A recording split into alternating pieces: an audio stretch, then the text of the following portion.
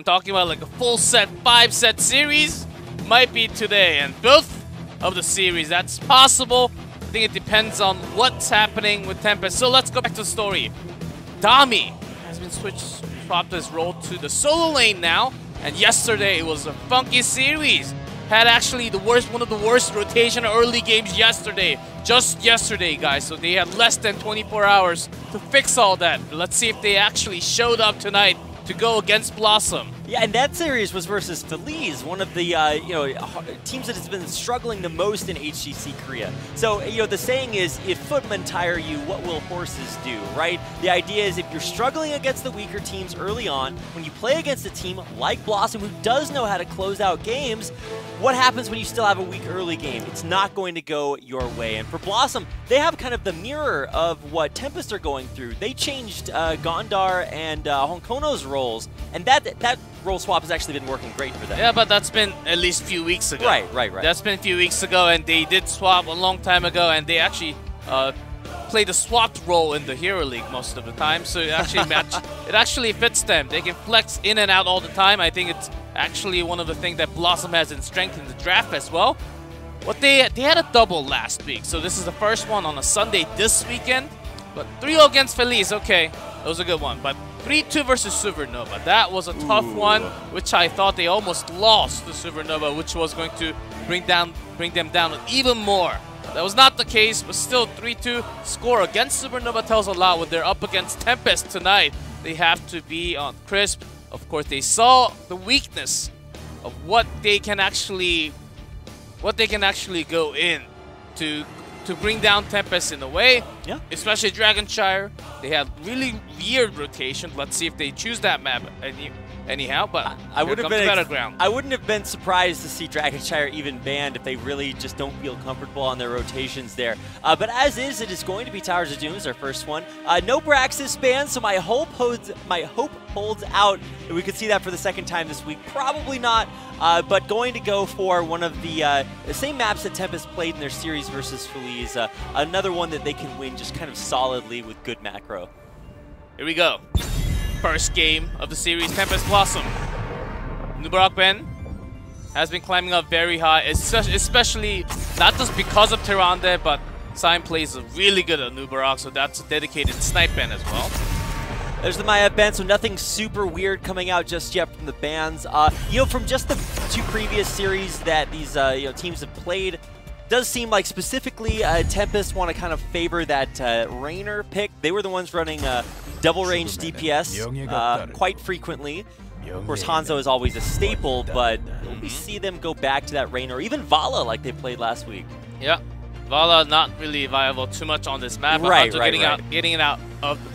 Getting it just out of Tempest's hands, and they banned BOE. Surprisingly, if they weren't going to have this kind of draft in BOE, I thought it was actually an okay one. But I think this one they want to focus on the macro itself a little bit more.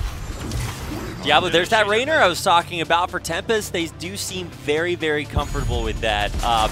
It's been a priority, and on the other side, oh, sick, we're seeing BlossoM go back to the Medivh.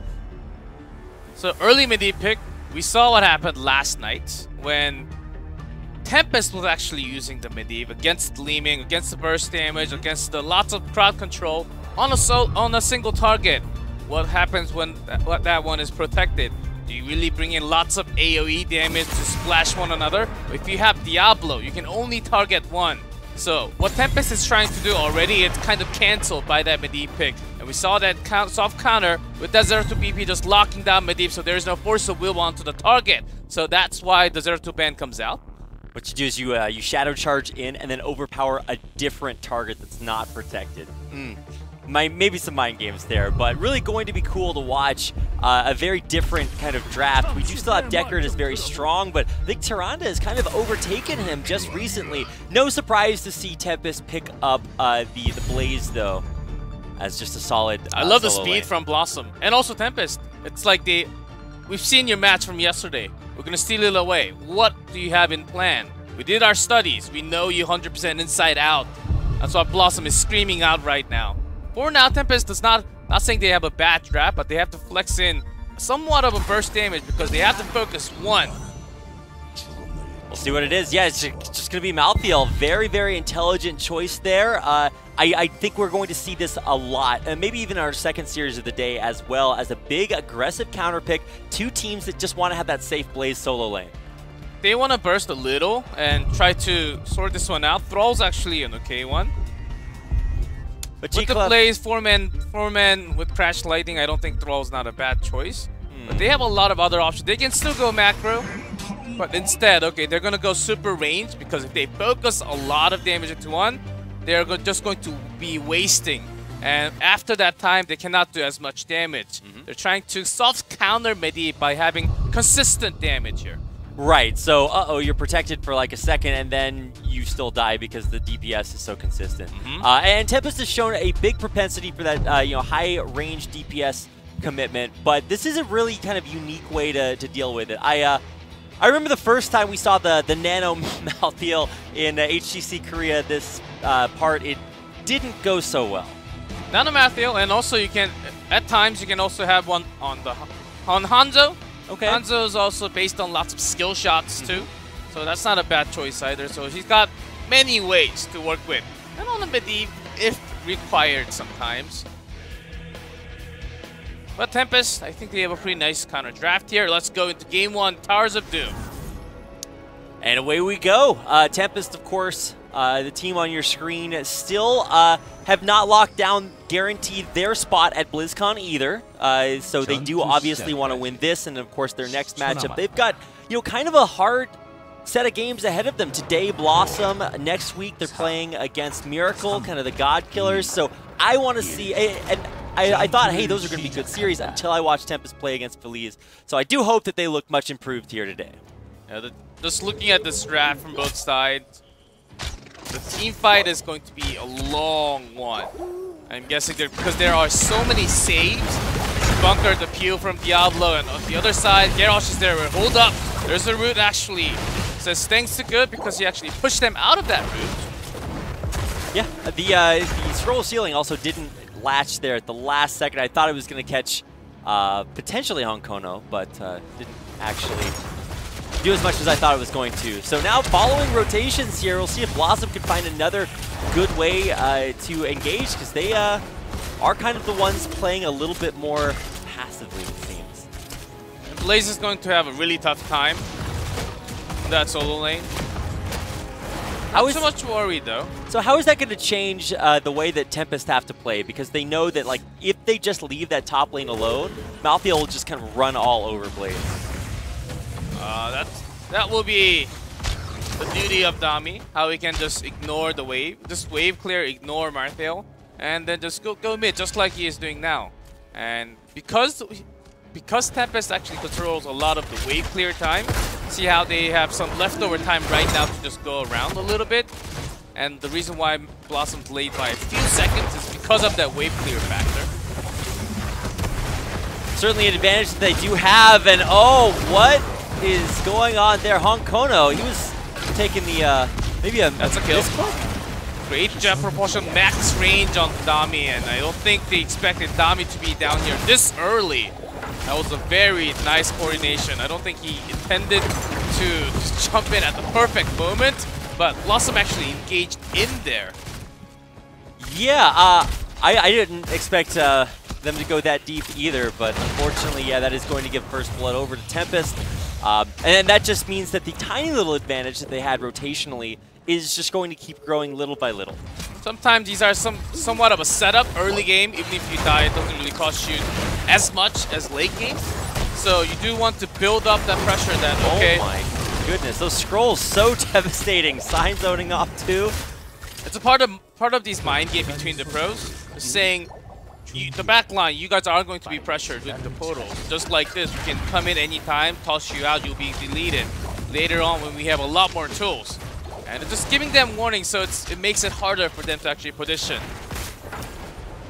That air request completed at 2 minutes 41 seconds. That's slightly ahead of schedule, at least what I'm used to. Of course, it has to do with the characteristics of this game and just how clumped up everybody has been so far. So here we go. Our first Shrines are out there, and oh no, good. Is he going to go down here? Yes, he will. A beautiful pick, and right on time. That'll give Mary Day the cap down bottom. And the one hitting the altar. Merryday had a really nice heal reject, I guess. The grenade.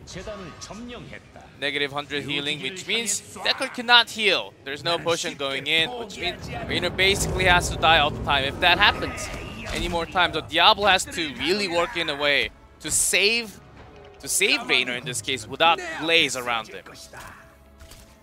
Yeah, and that is a lot to ask, right? So a beautiful pick from BlossoM, give them a small advantage to start things off with, see if they can maintain that, because for the second day in a row, we're starting to see Tempest maybe make small mistakes, crucially in that moment. And now look at the rotation coming in here from BlossoM. I thought they were going to go a little bit further in onto that. It's really hard. When you have that kind of wave, you end up tossing a minion and doing nothing else. So you don't really engage. And Tempest kind of knew that as well, but just in case, there goes Ingarash now. Yeah, going in again and pulling Dami all the way back. He is very tanky, but nice not tanky enough there. Wiz, the one that needs the protection. He will just barely make it back to the back. Gondar's in a lot of trouble. Protected. We'll keep him that way for a little bit longer. And is Gondar going to escape? Oh my goodness. BlossoM, such low health bars. But they make it out alive. Great carries by Merryday. Good amount of healing, actually hitting all the target most of the time. It's really hard, not that one, but it's really hard as an Ana to actually heal all the way up to the front. But the moment you can come out from the portal, get all the heals with you, even right before. What's Wiz doing down Wiz? here? Hello? Please respond. Rotational mistake here as he was going up. Well, that's going to kind of put a damper on BlossoM's momentum after that. Maybe that's what Tempest needs to get back into the game. Because they were lacking wave clear and they were actually controlling the macro just a little bit. Not really losing too much experience, but look at the top wave now. That's going to be lost. Yeah, I mean, it will certainly dissipate. I'm not sure exactly how fast Malthael can get up there, but yeah, suffice it to say, a lot lost there by BlossoM. You can see that reflected just in the XP graph up top. So a direct correlation there. And of course, another shot coming through here will even things up for Beltow. Lost in 45 here. And they're going to engage Rainer. Yeah, another toss back in onto Good, but this time he is way safe back in the back. The front line doing its job, and BlossoM have to just head backwards here. And Scroll catching out. Yeah, not just they survive, they get all the sapper damage in along with the wall, so that Beltow is about 40% now. So that's a lot done for Tempest for all the work they've done here. Yeah, I like to see that they are starting to kind of shore things up. They do look like they are continuing to improve over the course of the game. A little bit more ahead of schedule than they were yesterday, so I'm excited to see if that trend continues or if BlossoM can keep finding tiny ways to pick fights they can win at key moments. The biotic grenade will be the key. Just notice whenever Garrosh touches one target, usually Rainer, Merryday will always have everything ready. So no heal come through. Even though Hyde will try to save, if you can't heal your teammate, it just has to go down, and Rainer does not have his own escape. Trying for the gank there on a dummy. Makes it back behind his wall, and so they're not going to overextend past there. But meanwhile, down bottom, same engage is coming through from Tempest. Not looking to pick up kills, but just looking to take down a bell tower. And if they can hold on to this objective, I mean, that's not quite game over, but it's a huge advantage. They had a pre-work on it, and they control the macro with 10 for a long time. BlossoM, they still need a lot of wave. I think wave clear is really not working for them, because, and that was also the reason why they were engaging all the time, even though it was not the perfect time. Because if they continue to lose the macro, just let Tempest go around the map, BlossoM was automatically going to fall behind even more by time goes. So that's why they engaged. Let's see how they just go in. They do have 10. But still a little far away as with the position. They do have to get themselves. Modern just jumped over there, so they can't really engage now. Wiz getting kind of caught out there by the scroll. I thought that that was going to be a little bit vulnerable if Domini wanted to commit, but nobody willing to go too far forward just yet. I mean, the cap comes through there, so it's a big win for Tempest. We'll see if BlossoM can turn it around. The bunker drop keeps Deckard safe, and Honkono back to the back trying to disrupt things, but I think it's actually a more impactful performance there by Dami. He's getting in there front line, and he's getting kills of his own. Medivh drops, and now Honkono has to just work on disengaging. Through the portal, they escape, but two dead. It's a big loss when you try to have the Wombo, and Modern just simply cannot come close because he does not have his a natural agility yet because he had to go use it before the team fight. It's on a pretty long cooldown, I believe 25 or 30. And not even about Modern Wiz keeps being the first casualty of war for a lot of this, and Honkono getting caught out here spontaneously combusts again at the hands of Dami. Tempest really making things work. As all they have to do, they have one mission, save Rainer. When he is heal banned, -100 on that heal. Of course, he can't take the heal, but when he has that bunker, he can just use that time to keep himself alive. That's why the reason why Rainer was right next to Blaze and Diablo together. So Tempest, they had figured out a way, a good solution against this Medivh Garrosh comp. So next move, BlossoM, what is it going to be? They're going to have to find some way to either land that grenade or find a way to stop Rainer from being able to get quite such consistent healing. Because you see in all of these fights, well, not the last one because he was in the bunker, but in the one before that specifically, he drops down low and then just gets burst healed by Deckard. Potions after potions coming his way, and great frontlining as well there by Science. So the protecting of the backline is going well for Tempest, and it seems like if history repeats itself from yesterday, they are just going to keep getting stronger and stronger. Yeah, they lose the boss, but they do take the bell tower. I think that was what they needed a little more in this game, where the top is actually getting pushed a little bit. That's a 7. Well, here we go. On to Diablo this time, focusing. Sign, and that's last right. That's a kill. That is very true, and so a big pick to start this off, but you know, what can they really get off the back of this? Will he be able to win this fight hard enough? There's stay a while, but it's not a compelling story. Yeah, it didn't synergize perfectly with good. A little bit anticlimactic for the second time this game. BlossoM win that bottom cap and get bell tower shots of their own to try to catch back up. Still not the worst one, as just lost one member. You still kind of have your wall. You do have to be careful in this kind of position when their 5-man Diablo's not here yet.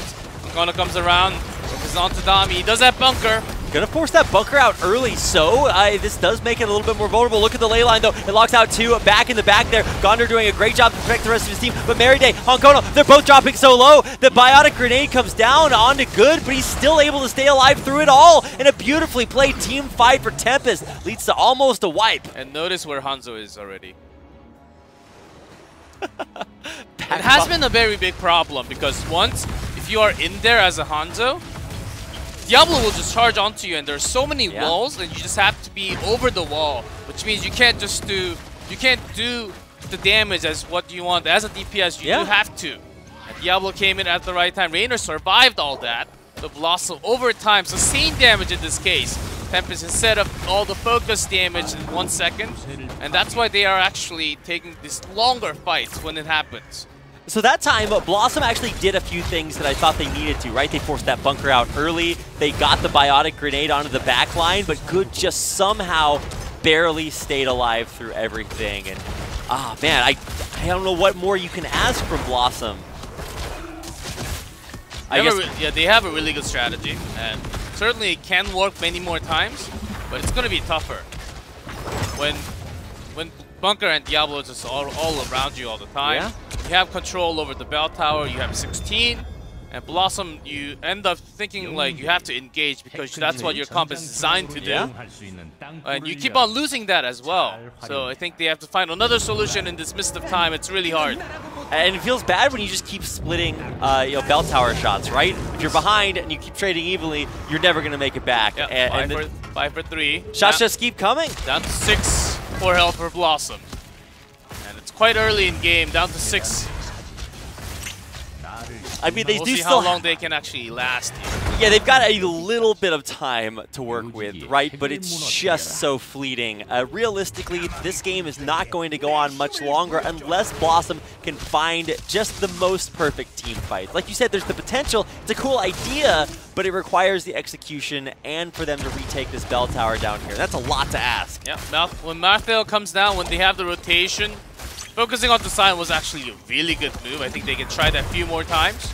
Trying for the catch the scroll, not able to stop Honkono, who is unstoppable out of there. And he stays safe towards the back, but still no retake on that bell tower. Yeah, now they do see Marthel is actually around mid lane, but he's just keeping out because they don't really see everything that's happening for Tempest as well. Yeah, and doesn't want to overextend too, so you can see him Wiz playing very, very safe back towards the back, not just running out to wave clear and trying to rotate.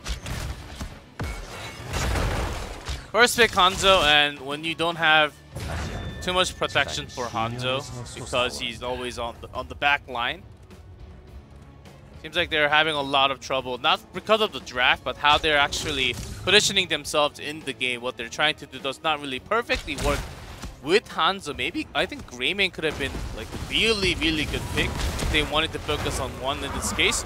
Going once again, but lockdown on top of things. Boss and Ultras are up. We'll see if BlossoM can hang on. They need to do it now because any more shots in their core are just going to keep the... I mean, it's almost just going to win it one at a time. Honkono going forward, but he can't stop Hyde from channeling, so more shots will come their way. Thankfully, they've retaken that bottom bell tower, but they need to start taking these fights. Yeah, but Good still survives, and Meryday's in trouble. He's the one protected, which means the front line is going to be gone in seconds now. Oh, yeah, even a Honkono there. Oh, that's the stay a while you want, and that is going to lead to the untimely demise, not only the front line, but maybe even the back line as well. Looks like they were choosing to focus Honkono a little bit more than Meryday, who's still very low back to the back, but I think Honkono is not going to have a good day here. He does not choose how to... Oh, he does choose how to die in this case, I guess, but more kills. And because that's going to be game. Alter plus the boss will be 2 extra shots.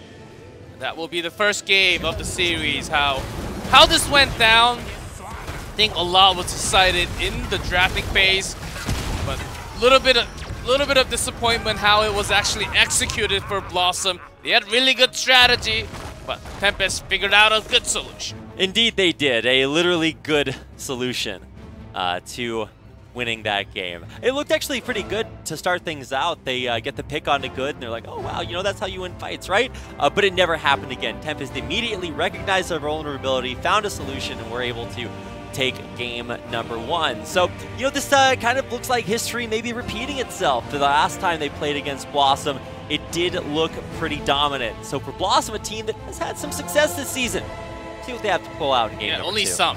And if you compare BlossoM to Miracle, Miracle has been just up and rising top of the mountain right now. And Tempest, suddenly in just less than 20-something hours, they came back.